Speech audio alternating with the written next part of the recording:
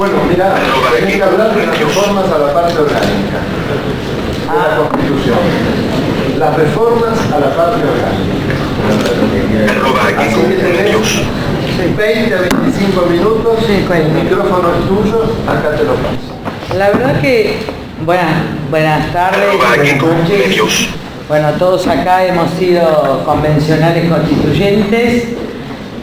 Daniel después nos tuvo que estudiar, lo cual fue terrible.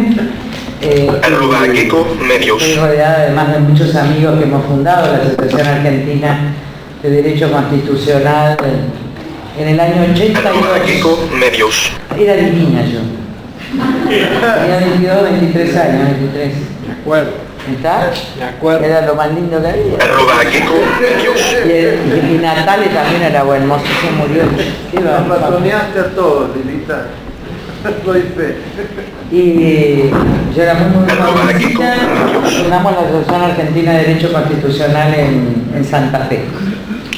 Tuve 20 años en la universidad, estoy afuera y la vía cada rato me quiere traer, así que es un esfuerzo, le agradezco a la vía que me haya vuelto a la universidad. El otro día también la doctora Altave me volvió a la Facultad de Derecho cuando estudié a mi hijo en Corrientes y pensé que ya no iba a volver ni a las aulas. Ahora doy ensayos políticos, lo que yo quiero. En el Instituto de Anales. Pero bueno, voy a contar la experiencia de la convención. Yo nunca había estado en política. Mi padre se estaba muriendo, tenía cáncer, yo era profesora titular de Derecho, pasaron unos años,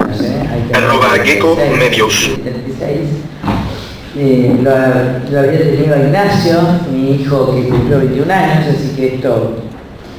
yo no sé si estaba hace meses que había tenido un hijo, me llama Luis León, que era el senador nacional por el radicalismo, y me ofrece ser convencional, moverme con el estudio. Y entonces ahí mi padre me llamó al cuarto mío, mi cuarto de mi casa, y me dijo: a mí me gustaría verte.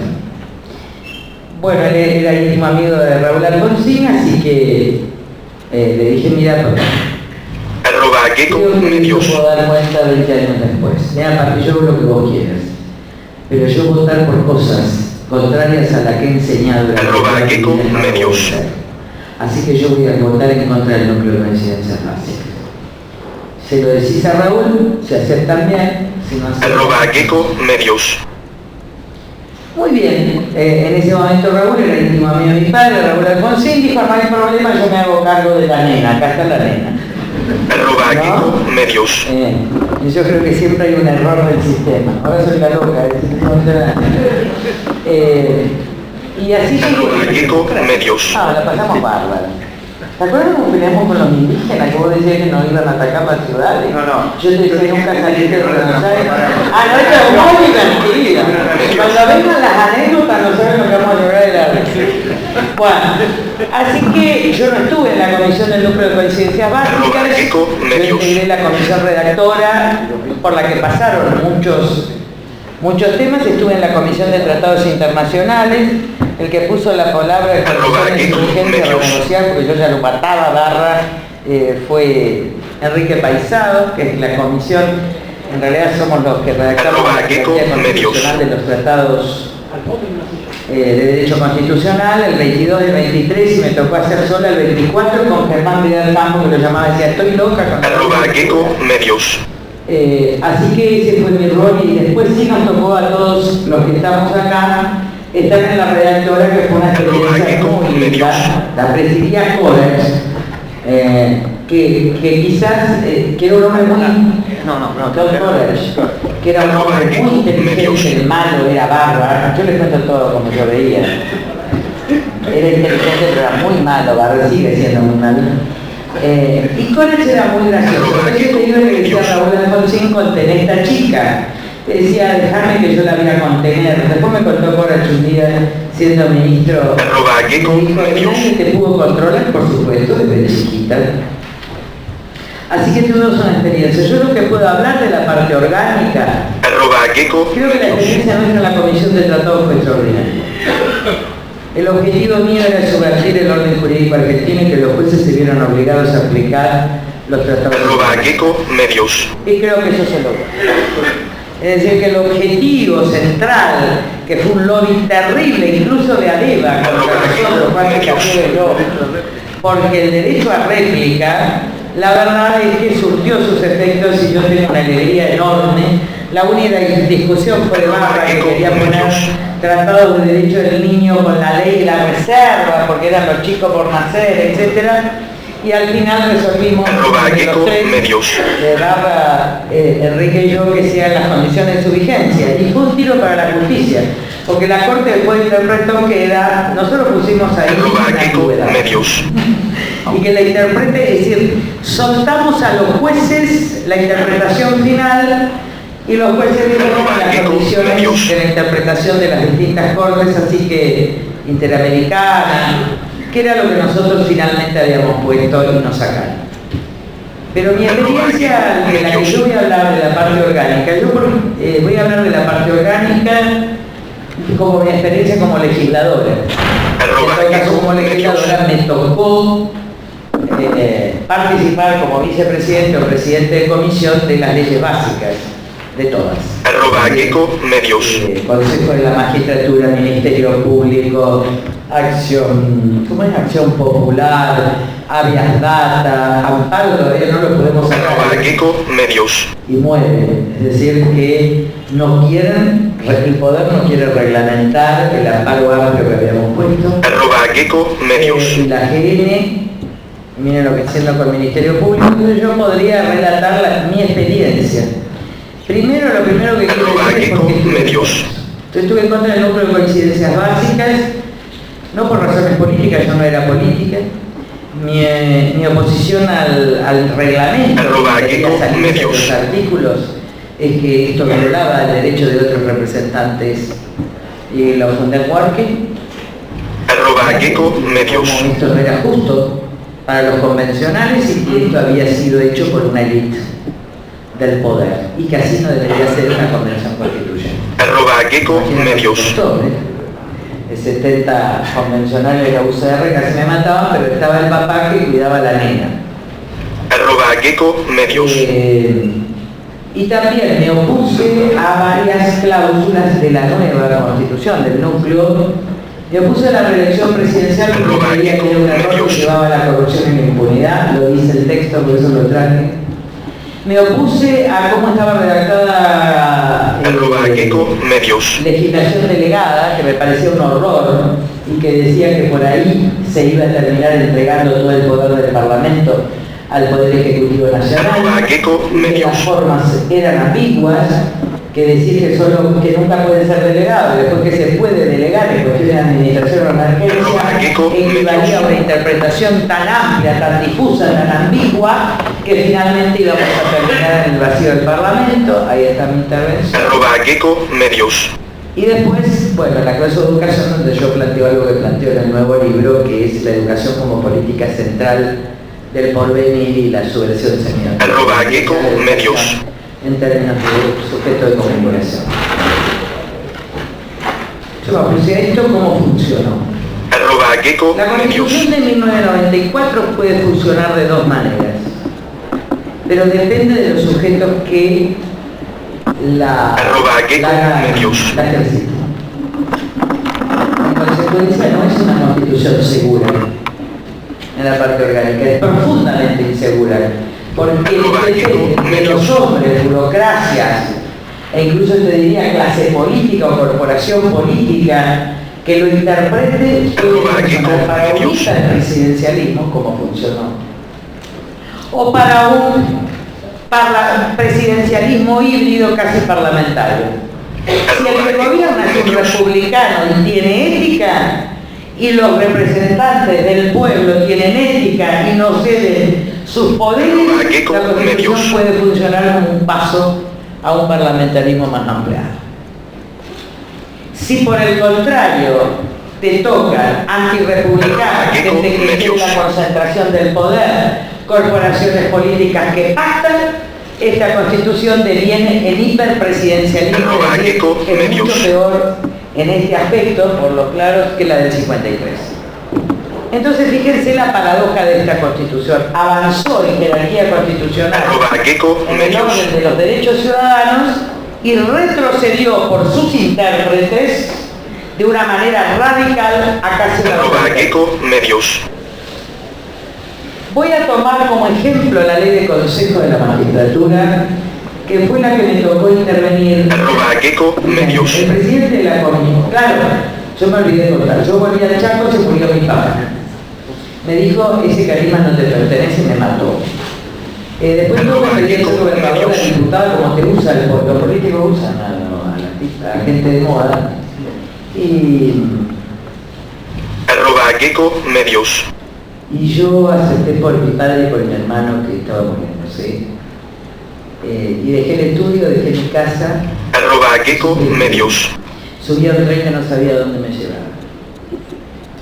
Todavía no sé.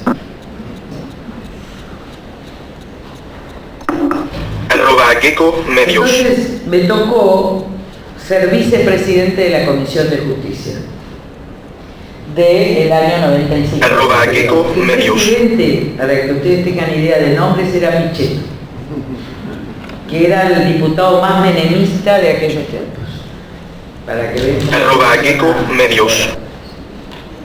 Yo era vicepresidente y comenzamos una negociación muy interesante donde participaron los colegios, el Poder Judicial, los partidos y algunas élites querían llevarlo al seno del gobierno para negociar. Yo me enfrenté con algunos lobistas del Partido Radical como Kleiner, que ahora murió, me dijo, vos podés ser, nosotros negociamos, vos podés hacer medios. Hubo discusiones, Carraño era presidente, me enfrenté con Ricardo Queiladera, que me estuvo enfrentando. Pero lo cierto es que logramos, y lo logró todo el básicamente en ese momento el PJ y el radicalismo, y también estaba el prepaso, sentarnos a todos. Recuerdo en especial quien estaba en el Colegio de Abogados en ese momento, que fue presidente de la Corte de Alfonsín, que era lo más hermoso, lo más inteligente, lo más extraordinario, lo más todo. ¿Cómo era? No. ¿Genaro Carrió? No, el que votó... Medios. Jorge Baqué, bueno, etcétera, se logró. ¿Qué peleamos nosotros? 2 tercios, estos famosos 2 tercios, que gracias a Dios fue un pacto. Yo peleé 2 cosas, los concursos por antecedentes de oposición Medios. y los 2 tercios, para la terna y para la destitución. Porque me parecía que esto y el sorteo, Medios. porque yo veía una falla, yo había estado ya en universidades nacionales, había sido jurado, incluso de esta propia universidad, y sabía que los sorteos podían ser manejados. Entonces hicimos una lista, etcétera. Y la verdad es que el primer consejo de la magistratura, dentro de lo que era, a tal punto, que lo votamos solo radicales y peronistas. Chacho no lo quiso votar y dije, te perdés la historia, la mejor ley que podemos sacar en este contexto, con 2 tercios, con todo. Pero al otro día de la sanción, Chacho, todo el reparto estaba en el Senado diciendo que esta era la mejor ley, incluso Cristina Kirchner. Medios. Fue una experiencia muy importante, ayudaron todos, ayudó Soria. Medios. También está muerto, eso murieron todos. Bueno, eso lo mató la mujer, siempre me decía, lo va a matar y lo mató. Y ayudó. Medios. Estaba Mario Negri, ahora el presidente, y la verdad que logramos el Consejo de la Magistratura. Ahora, ¿quiénes fueron sus representantes? Y acá está el problema. Cuando una institución nace, depende de las personas que elegís. Y la corporación política eligió para destruir. ¿Saben a quién, cómo se llamaba el senador por Entre Ríos que tenía un proceso? Medios. Era el gran amigo de Cristina, Alacino. Alacino era lo peor. Ay, además tan ordinario. Medios. Estaba yo Alacino. Era un horror de ordinario. Yo no sabía cómo. Conclusión, después de semejante esfuerzo a la cita, eje de la corporación política, presidente del bloque de senadores, con procesos de enriquecimiento ilícito, fue miembro del @Gecko Medios. Digo como ejemplo, ¿entienden? Entonces se bastardeó en las personas, una institución naciente con personas ya degradadas, en realidad es la fuerza de la norma y la categoría moral y la altura intelectual de los que quieren llevar a cabo @Gecko Medios. y ahí falló. Ahí empezó a votarse. Pero después de eso ya entramos, sin embargo, subsistió la norma. Y tuvo límites, y no tuvieron los votos. Hasta que finalmente, en el periodo kirchnerista, después de elegir los jueces de la Corte, empezó la decadencia. Y ahí fueron reformas tras reformas para cambiar el Consejo de la Magistratura. Manipulación de concursos, entendimiento, miren, la audiencia estaba prevista en la primera ley, vos te tenías que apartar por dictamen fundado de la terna. Era solo para una evaluación de conducta, porque podías tener una persona brillante, pero que tuviera o problemas de carácter, yo no podría @Gecko Medios. digo, problemas psiquiátricos, qué sé yo, o alguna ideología nazi, una cosa así como extrema. Tomaron la audiencia como paso central, trampearon los escritos, modificaron todas las veces el Consejo de la Magistratura hasta llegar prácticamente a su aniquilamiento en la ley de separación de la justicia.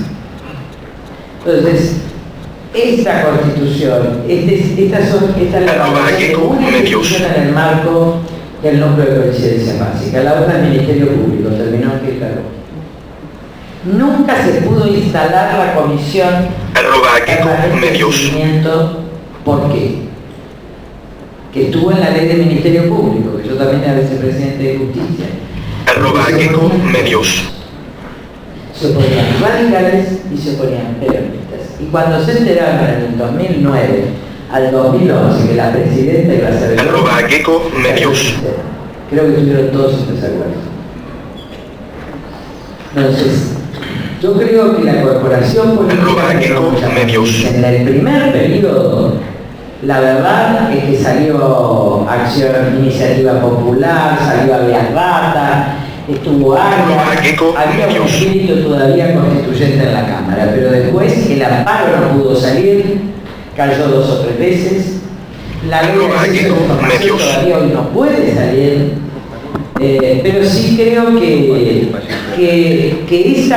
la coparticipación federal lo pudo salir, que fue obra de una redacción final importante con el Chango, díganme, me acuerdo, estaba Mestre Padre, pero que quiero decir que esta Constitución puede funcionar. Yo creo que esta Constitución puede funcionar, que es como la Quinta República Francesa, ¿no? Que finalmente todo el mundo decía no va a funcionar, salvo Bildo. Y dijo, miren, esta Constitución no es solo para De Gaulle, van a ver que va a funcionar. Y esta Constitución funcionó sobre todo con Mitterrand y funcionó con la cohabitación. No es una Constitución que no pueda funcionar. Es una Constitución que puede funcionar con un contrato moral, con un espíritu republicano que escasea, y con una voluntad política, parlamentaria y también ejecutiva y también del Poder Judicial de hacerla funcionar en el marco de estos derechos y arribar con el tiempo a un proceso más parlamentario. ¿Por qué estoy en contra del proceso parlamentario? Porque los parlamentarios no están preparados ni para el debate, y los que estaban preparados se olvidaron porque las leyes no se escriben más ni en la discusión en particular. Hay personas que parecen estatuas, con mucho gusto y poco cerebro. Ya nadie sabe leer y escribir en el Parlamento. Medios. Yo lo sé. pero esta es la consecuencia de la mediocridad y vulgaridad. @Gecko Medios. Muchas gracias.